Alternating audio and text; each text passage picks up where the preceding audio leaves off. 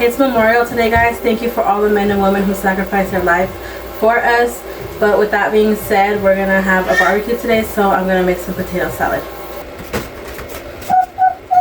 The disclaimer, guys, this is the way that I make potato salad. Everybody makes their potato salad different, but this is how I make it.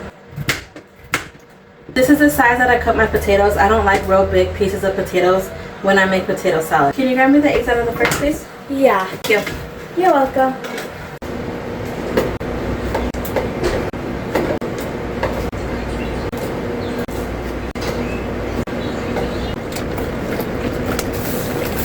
I like to add celery and pickles to my potato salad. I'm going to be making a little bit of potato salad today because it's only me and my husband and my oldest who likes it.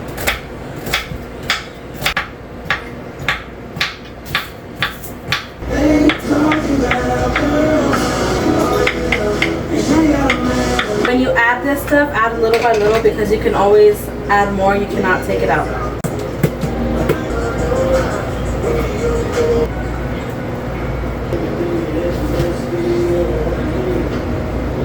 Little bit of salt. And that's how I make my potato salad.